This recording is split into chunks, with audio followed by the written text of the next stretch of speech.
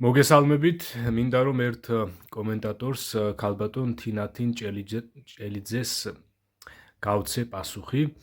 ქალბატონმა თინათინმა ჩემს ბოლო ვიდეოზე დაწერა კომენტარი მუსლიმთა შესახებ, სადაც ამბობს იგი რომ წამალაიძესო, ვეთანხმებიო აი ამაშიო, რაც მან თქვაო, რომ ესე იგი და წერს ასეთ რამეს რომ მუსლიმებსაც ხომ აქვთ სიყვარული ღვთისადმიო და ბოლოს კომენტარის ბოლო წინადადებაში წერს ასეთ რამის რომ ალბათ ღმერთმა სხვადასხვა გზა დაადგინაო მასთან მისასვლელათო და ესე იგი ამ ქალბატონს უნდა რომ აი ამით თქვას რომ ალბათო ღმერთმაო დააწესაო რომ ესე იგი ისლამიც ღმერთმა დააწესაო ეს ყურანი ესე იგი ბიბლიაცო რომ ადამიანებიო სხვადასხვა გზითო მივიდნენ მასთანო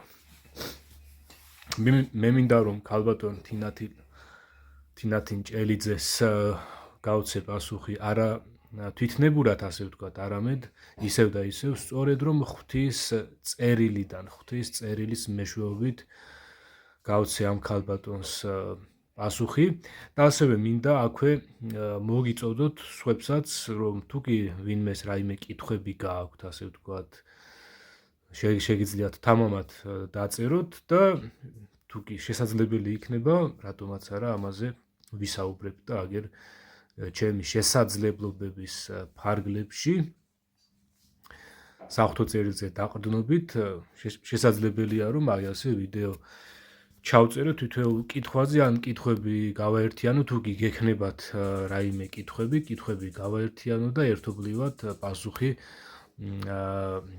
ესე იგი საპასუხო ვიდეოებიც ჩავწერო და გქონდეს ასე ვთქვათ აი ასეთი ურთიერთ კომუნიკაცია, ორმხრივი კომუნიკაცია, მე არა ვარ წინააღმდეგი ამისი.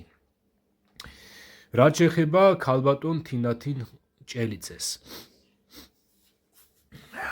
საქმე იმაშია რომ ღმერთი არ შეიძლება თავის თავს ეწინააღმდეგებოდეს და თავის თავს არც ეწინააღმდეგება.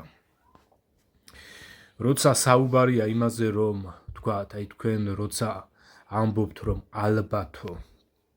ალბათ ღმერთმა სხვადასხვა გზები დაადგინა მასთან მისასვლელათო. აი თქვენ თვითონ რას ეყრდნობით როცა ამას ამბობთ? თან ამბობთ ალბათ აი რას ნიშნავს ეს სიტყვა ალბათ ღმერთმა დაადგინა ისლამიც, ალბათ ღმერთმა დაადგინა ეს იესო ქრისტესადმი რწმენაც. ამ შემთხვევაში ჯერ თქვენ უნდა იცნობდეთ აუცილებლად რა არის რას ქადაგებს და რას ლაპარაკობს ყურანი, რომელიც არის რელიგია ისლამის ასე ვთქვათ საფუძველი. დღეს მუსლიმები რო არსებობენ, მათ საიდანღაც აქვთ ხო ეს თავიანთი წარმოდგენები ღმერთთან დაკავშირებით და მათ ეს წარმოდგენები ღვთის წერილიდან არ აქვთ. მათ ეს წარმოდგენები აქვთ ყურანიდან, ვინც მით უმეტეს საუბარია ისეთ მუსლიმებზე, ვინც კითხულობს შესწავლილი აქვს ყურანი.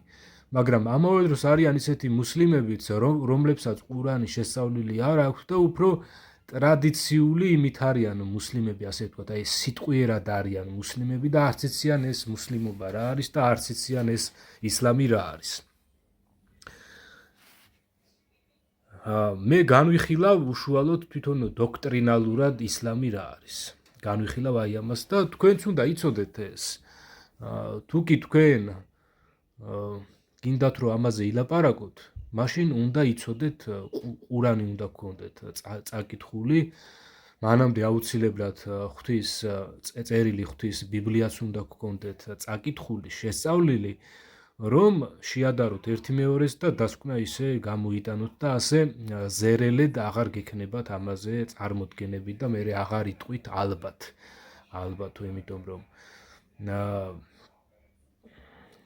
შეუძლებელია ღმერთს დაედგინა, ესე იგი ღვთის ბიბლიაც ღმერთისა იყოს და ყურანიც ღმერთისა იყოს, იმიტომ რომ ყურანი აი ყველაზე მნიშვნელოვან საკითხში, თუ შეიძლება ასე ითქვას, აი ყველაზე ფუნდამენტურ და მნიშვნელოვან საკითხში ეწინააღმდეგება ღვთის წერილს, ეწინააღმდეგება ღვთის ბიბლიას და ეხლა ამაზე მოგიყვებით რა წინააღმდეგობაა ეს. ესე იგი ღვთის ბიბლიის თანახმად იესო ქრისტე არის ჩვენთვის მოვლენილი ცოდვისგან გამოსასყიდი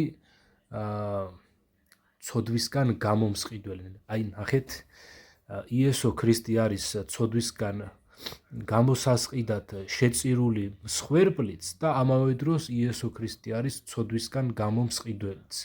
იგი არის გამომსყიდველიც და იგი არის გამომსყიდველიც.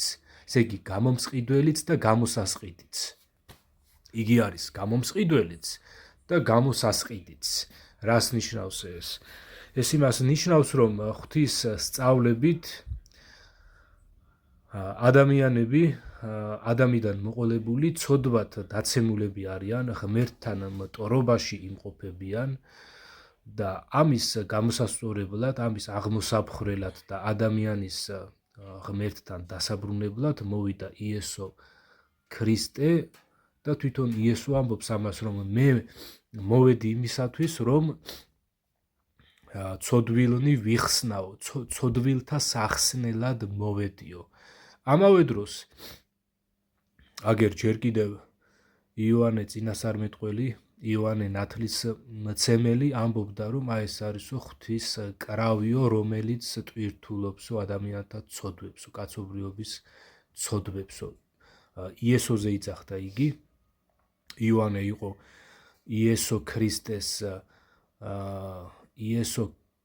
ქრისტესთვის გზის გამომზადებელი წინასწარმეტყველი და მისი წინამორბედი იყო, ასე ვთქვათ, რომ იოანე ნათლისმცემელს უნდა მოემზადებინა მოსახლეობა ქრისტესთან შესახვედრად და იოანემ თქვა, რომ აი აგერ იესოზე მიუთითა და თქვა, რომ აი ეს არისო ღვთის კრავიო, რომელიცო ტვირთულობს ცოდვებსო. საქმე იმაშია, რომ ზუსტად აი ამაშია საქმე, რომ იესო არის ჩვენი გამომსყიდველი ჩვენივე ცოდვებისაგან. იგი არის გამომსყიდველიც და იგი არის გამოსასყიდიც და იესო ქრისტე დაიკლა როგორც ცოდვისგან გამოსასყიდი მსხვერპლი. მან იტვირთა ჩვენი ცოდვები, თავისი სისხლით გაგვწმინდა, მოკვდა ამისათვის და მესამე დღეს აღდგა მკვდრეთით და აი ამ თავისი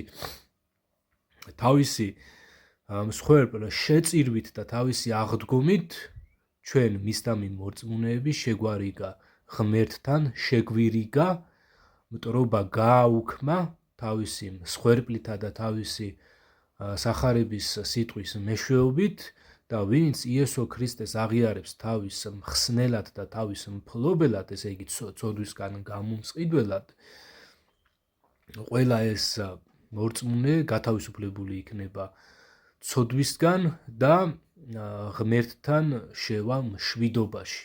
იესო ქრისტე არის მშვიდობის მომნიჭებელი ღმერთსა და კაცთა შორის. რაც შეეხება ახლა ისლამს. ისლამი ესეთი როგორ ვთქვა, მხოლოდ სიტყვა არ არის ეს, ამას თავისი შინაარსი აქვს და აი რას დაარქვეს ისლამი. ისლამი რას დაარქვეს, ხო? ისლამი დაარქვეს ყურანში არსებულ ინფორმაციას და ვინც ყურანში არსებულ ინფორმაციას დაიჯერებს, აი ეს არისო ისლამის მიმდევარიო. ვინც ყურანში არსებულ, ყურანში ჩაწერილ ინფორმაციას დაიჯერებსო, აი ეს არისო მუსულმანიო. შეიძლება ეს მუსულმანი და სიტყვა ისლამი დადებითი შინაარსის მატარებელი იყოს, თვითონ ისლამზე ამბობენ, რომ ეს ნიშნავსო ღვთისადმი მორჩილებასო, ხოლო მუსულმანობაო ნიშნავსო ღმერთს მინდობასო. მაგრამ სინამდვილეში რას დაარქვეს ისლამი, აი ეს არის გასარკვევი. ისევე როგორც აი მაგალითად მართლმადიდებლობა, კარგი სიტყვაა, ხო? მართლის მადიდებლობა. მაგრამ რას დაარქვეს ეს მართლმადიდებლობა, ეს უნდა გამოვიკვლიოთ ჩვენ და არის თუ არა მართლაც ეს რელიგია მართლმადიდებლური, ეს მღვდლებთან სიარული ტაძრებში სიარული, ტაძრების აშენება ეს ღმერთმა დაადგინა თუ არ დაადგინა, ხო? ამავე დროს ეს ისლამიც ეყრდნობა, ისლამი დაარქვეს ყურანში არსებულ ინფორმაციას და ვინც ამ ინფორმაციას დაიჯერებსო, აი ეს არისო ღმერთისადმი მორჩილიო, მაგრამ მოდით აბა ვნახოთ რას ასწავლის ყურანი, რა ინფორმაციაა ჩაწერილი ყურანში. ესე იგი, ღვთის წერილი ხო ასწავლის, რომ იესო არის ცოდვისგან გამოსასყიდი მსხვერპლიც, რომელიც დაიკლა ჩვენთვის, რომელმაც ჩვენი ცოდვები ითვირთა, ამის გამო მოკვდა და მესამე დღეს აღდგა მკვდრეთით და აი ამით ჩვენ მორწმუნეები ზეციდან დაგვბადა, ესე იგი, ვინც იესო ქრისტესი ვირწმუნეთ. ჩვენ ხელახლა ზეციდან დავიბადეთ, ვისაც გვწამს იესო ქრისტესი და მისი სწავლების. აი ყურანი ასწავლის ასეთ რამეს, კონკრეტულად იესო ქრისტეს შესახებ ყურანში, ყურანის მეოთხე სურაში 157 მუხლში წერია ასეთი რამ და ზოგადად აი ამ მონაკვეთში ყურანის აი ამ მეოთხე თავში იესო ქრისტეზე წერია ასეთი რამ, რომ იგიო არც მოუკლავთო. ესე იგი, ებრაელებიო ამბობენო, რომ ჩვენ მოვკალითო იესოო მარიამის ძეო, მაგრამ რეალურადო იგიო არ მოუკლავთო, არც ჯვარს გაუკრავთო, არამედო ღმერთმაო თავისთან აღამაღლა იგიო. და რას ნიშნავს ეს? ესე იგი, ყურანის თანახმად ყურანი პირდაპირ უარყოფს იესო ქრისტეს და იესო ქრისტეს მოძღვრებას. ესე იგი, რაც იესო ქრისტემ რეალურად იქადაგა, რომ მე მოვედი ცოდვილთა სახსნელად, რომ იგი არის ცოდვისგან გამოსასყიდი კრავი, რომელიც დაიკლა ჩვენთვის და რომლის სისხლითაც ჩვენ მორწმუნეები განვიწმინდეთ, აი ამას უარყოფს ყურანი და იესო ქრისტეს გვერდის ავლით გვთავაზობს რაღაცა სხვა რაღაცას, ესე იგი.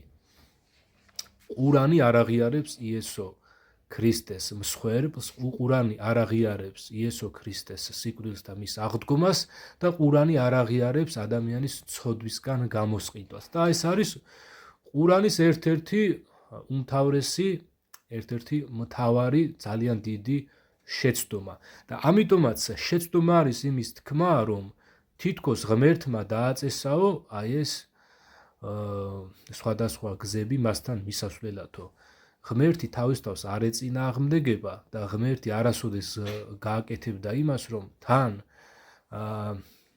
დაედო იესო ქრისტეს მოძღვრება და თან მეორე სხვა მოძღვრებით იესო ქრისტეს მოძღვრება გაებათილებინა და აი ეს რაღაცა არეულობა გამოეწვია მის მიმდევრებში, ღმერთი ამას არ გააკეთებდა. ჯერ კიდევ დააკვირდით ამას მოსეს რჯულშივე, რომელიც ღმერთისგან იყო დადგენილი, თვითონ მოსეს რჯულში ჩაწერილი არის მთელი რიგი წინასახეები იმისა, რომ მომავალში მოვიდოდა ნამდვილი მესია, რომელიც შესწირავდა ცოდვის გამოსასყიდ მსხვერპლს.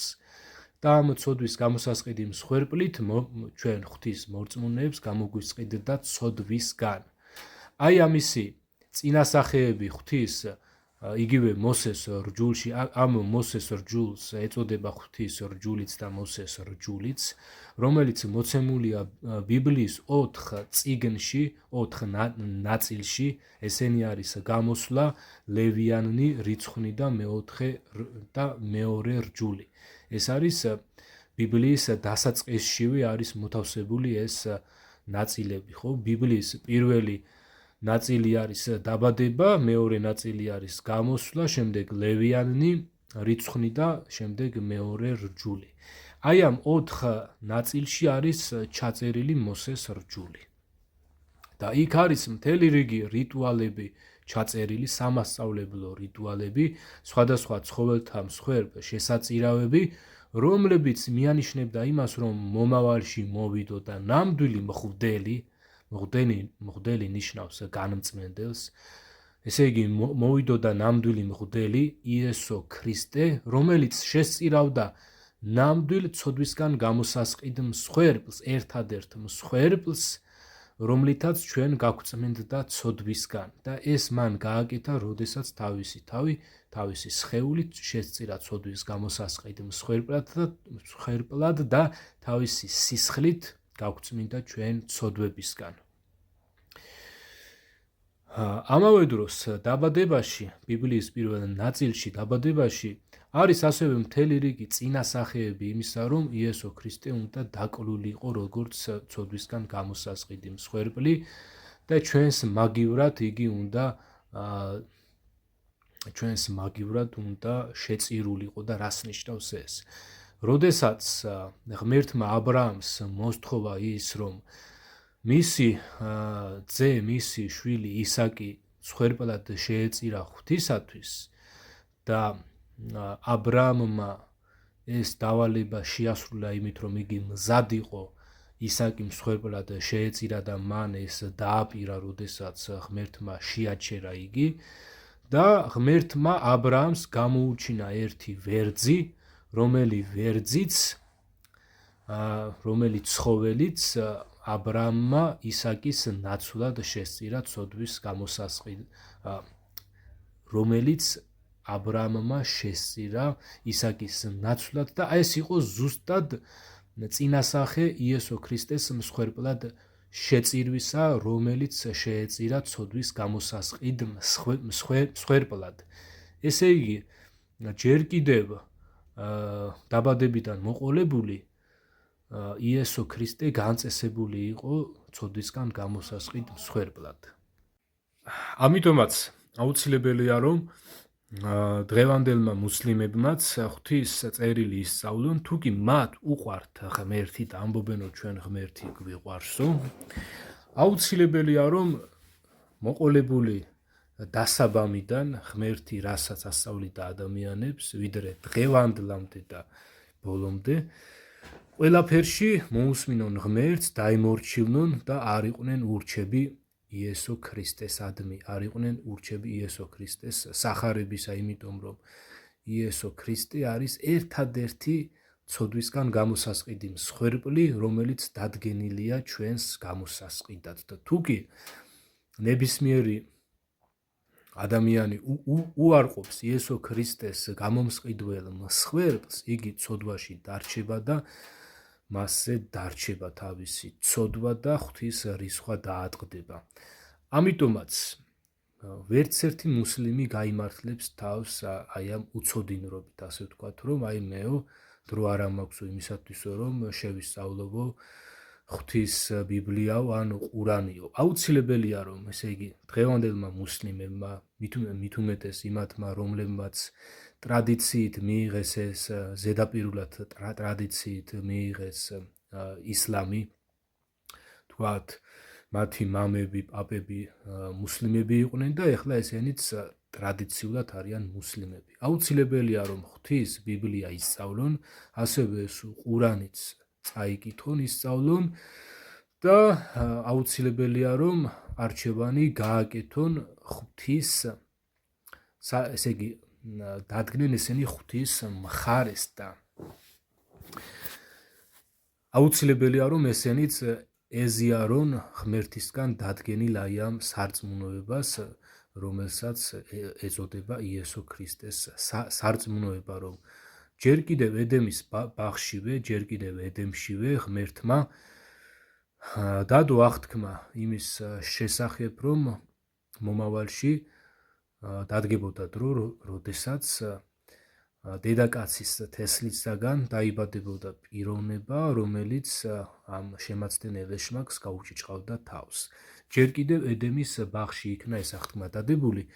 შეგიძლიათ თქვენ აგერ გადაშალოთ ბიბლიის პირველ ნაწილში დაბადებაში, დაბადების მესამე თავის მე-15 მუხლში წაიკითხოთ, რა განაჩენი გამოუტანა ღმერთმა შემაცდენელ გველს, იგივე ეშმაკს და მას უთხრა ასეთი რამ, რომ მტრობას ჩამოაგდებო შენსა და დედაკაცს შორისო, შენს თესლსა და დედაკაცის თესლს შორისო, ის თავს გიჭეჭყავდესო, ხოლო შენ ქუსლს უგესლავდეო. და ეს იყო აღთქმა იესო ქრისტეს მოსვლაზე, რომ იესო მართლაც ქალწული მარიამისაგან იშვა, რომელმაც თავისი მსხვერპლ შეწირვითა და თავისი მკვდრეთით აღდგომით ეშმაკს გაუჭეჭყა თავი, ხოლო ეშმაკმა ქუსლი დაუგესლა აი ამით. აი ეს არის ზუსტად ქუსლის დაგესვლა, როდესაც აი ამას მიანიშნებს, როდესაც იესომ სიკვდილი იგემა და რეალურად იესო მოკვდა ხორცილად ესე იგი და აი ეს იყო ზუსტად ქუსლის დაგესვლა, რომელმაც ასე ვთქვათ ვერ დაამარცხა, იგი მკვდრეთით აღდგა და სხეულებრივად აღდგა და ამიტომაც არის რომ ესე იგი აი ეს ეშმაკი თავგაჭეჭყილია, ხოლო იესო ქუსლ დაგესლილი აი ამით რომ ესე იგი მან იგემა სიკვდილი, მოკვდა ხორცით, მაგრამ მესამე დღეს აღდგა მკვდრეთით. იესო ქრისტე არის აბსოლუტურად ყველა ადამიანისთვის დადგენილი ცოდვისგან გამოსასყიდად და ასე ვთქვათ და ასევე გამომსყიდველად, ესე იგი და თუკი ნებისმიერ ადამიანს სურს რომ ღმერთთან ჰქონდეს სწორი დამოკიდებულება, სწორი ურთიერთობა და თუ უნდა რომ ღმერთს აამოს და ღმერთს მოусმინოს, ამისათვის უნდა აგერ აიღოს ღმერთის წერილი, უნდა ისწავლოს და რასაც ღმერთი გვასწავლის მოყოლებული დასაბამიდან, ესე იგი ვიდრე ბოლომდე ყველაფერში ღმერთს დავემორჩილოთ. საღვთო წერილი, ბიბლია არის ერთადერთი წერილობითი წყარო, საიდანაც დღეს ღმერთი გველაპარაკება ჩვენ და საიდანაც ღმერთი გვაწვდის ინფორმაციას მოყოლებული დასაბამიდან, ესე იგი კაცობრიობის დასაბამიდან, ვიდრე ბოლომდე ყველა აი ამ ძირითად ინფორმაციებს გვაწვდის, ესე იგი ღმერთი გვაწვდის ინფორმაციას აი ამ სამყაროს შექმნაზე, ჩვენს პირველ წინაპარზე ადამზეც, ასევე იმ პრობლემის შესახებ, რა პრობლემაც დღესაც აქვთ ადამიანებს, ეს არის სიკვდილის პრობლემა, თუ საიდან შემოვიდა სიკვდილი და ამავე დროს ღმერთი გვასწავლის იმასაც, თუ რა არის აქედან გამოსავალი. ამავე დროს ღმერთი გვასწავლის იმასაც, რა იქნება მომავალში და ესე იგი მთლიანობაში ღვთის წერილის პირველივე ნაწილიდან ბოლო ნაწილის ჩათვლით არის სრული სურათი მოცემული კაცობრიობისა და ამავე დროს ამ წერილში მოცემულია ინფორმაციაც, თუ ჩვენ აგერ 21 საუკუნეში ჩვენ რა ეპოქაში ვიმყოფებით. ღმერთი გვეუბნება იმას, რომ ჩვენ ჯერ კიდევ ვიმყოფებით იესო ქრისტეს სახარების ქადაგების ეპოქაში. და დღესაც ყველა ადამიანისთვის დადგენილი არის იესო ქრისტეს სარწმუნოება, რაც მდგომარეობს აი იმაში, რომ თითოეულ ადამიანმა უნდა აღიაროს თავისი ცოდვილობა, თავისი, ესე იგი, აი ის, რომ იგი ღმერთს დაშორებულია, ცოდვილია და აღიაროს ის, რომ მას თვითონ არ შეუძლია ამ ცოდვისგან თავდახსნა და იესო ქრისტე უნდა აღიაროს ცოდვისგან გამომსყიდველად. იესო ქრისტეს სახელს უნდა მოუხმოს და მადლობა უნდა უთხრას იმისათვის, რომ აგერ უფალმა თავისი, ესე იგი, თავისი მსხვერპლითა და თავისი მკვდრეთით აღდგომით იგიც გამოისყიდა ცოდვისგან და განწმინდა თავისი სისხლის მეშვეობით. ესე იგი, აუცილებელი არის ის, რომ იესო ქრისტე მიიღოს თითოეულმა ადამიანმა, თითოეულმა, თუნდაც ამ შემთხვევაში მუსლიმებმაც, ეს მუსლიმობა რაღაცა საქმე იმაშია, რომ ადამიანები არიან ხოლმე ისე აი ამ სახელებით არიან ხოლმე მონუსხულები და ამბობენ, რომ აიო ისლამიო ღმერთის მორჩილებას ნიშნავსო და რა მაგარი რაღაცა ყოფილა და ამ დროს ღმერთს ეურჩებიან აი ამ მთავარ საკითხში, რომელსაც ეწოდება იესო ქრისტეს მიერ ცოდვისგან გამოსყიდვა. ამაში ეურჩებიან და რანაირად არიან ღმერთის მორჩილები? ეს ღმერთის მორჩილება არ არის ისლამის თვითონ ამ სწავლების შინაარსი, არ არის ღმერთს დამომორჩილებელი. ისლამის შინაარსი არის ღმერთისადმი მოჯანყე, წინააღმდეგობრივი მოძრაობა, რომელიც ღმერთს არ დაუწესებია და შეუძლებელია ვინმე თქვას, შეიძლება თქვათ, მაგრამ შეუძლებელია ეს მტკიცებით ფორმაში ვინმე თქვას, რომ ისლამი და იესო ქრისტეს სარწმუნოება ღმერთამდე მისასვლელი ორი სხვადასხვა გზა არის, ეს ასე არ არის. ისლამის შინაარსი არ არის ღვთის მიერ დაწესებული, ყურანი არ არის ღმერთის მიერ შთაგონებული წიგნი და ამას ცხადყოფს და ამას თვითონ ამხელს თვითონ ღვთის წერილივე. ამიტომაც მე მოგიწოდებთ, რომ თქვენ თვითონვე ისწავლოთ ღვთის ბიბლიაც, თქვენ თვითონვე ისწავლოთ ყურანიც და თქვენ თვითონვე ამას შესანიშნავად გაიგებთ თუ კი გინდათ ამისი გაგება, იმიტომ რომ ვისაც სურს გაგება, ვინც გულწრფელია აი ამ საკითხში, ღმერთი აუცილებლად მას გააგებინებს და ისედაც თავარია გაგება გინდოდეთ. ახლა თქვენ შეიძლება არ დაიჯეროთ, მაგრამ თუ გაგება გინდათ, გაიგებთ იმას, რომ ყურანი ეწინააღმდეგება ღვთის სწავლებას და დანარჩენი ახლა თქვენ რას დაიჯერებთ, რას არ დაიჯერებთ, ეს თქვენი გადასაწყვეტია და თქვენვე მოგიწევთ აუცილებლად ამისთვის პასუხის გება. თქვენ იქნებით აუცილებლად თქვენს გადაწყვეტილებებზე პასუხის მგებელი და თქვენ ვერ გაიმართლებთ თავს, თუ კი თქვენ ღმერთისადმი დამოურჩილებლობას გამოამჟღავნებთ, ეს თქვენთვისვე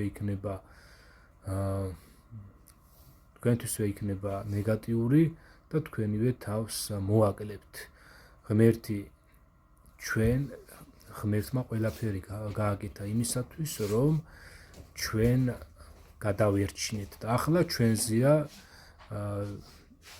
მონდობილი აი ეს გადაწყვეტილება, ჩვენ ვეზიარებით თუ არა ესე იგი მის გამოწვდილ ხელს ჩავეჭიდებით თუ არა. მას გამოწვდილი აქვს ხელი, აი ჩვენამდე აქვს მას ხელი გამოწვდილი და ეხლა ჩვენ უნდა მივიღოთ გადაწყვეტილება, ჩავეჭიდებით თუ არა მას. ვინც მას ჩაეჭიდება, გადარჩება, ვინც მას არ ჩაეჭიდება, იგი არ გადარჩება.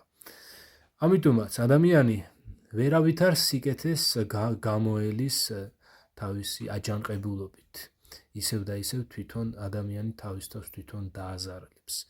გისურვებთ იმას, რომ თქვენ ჩაეჭიდოთ ღმერთს, ქალბატონ თინათინს მიუმართავ და ასევე სხვა მსმენელებსაც, ვინც ჯერ კიდევ არ არიან ღმერთს ჩაჭიდებულები, შეისწავლეთ იესო ქრისტეს სარწმუნოება და გაიგებთ და ასევე შეისწავლეთ ყურანიც და გაიგებთ რაში ეწინააღმდეგება ყურანი ღვთის მოძღვრებას. დაგემშვიდობებით, ნახვამდის.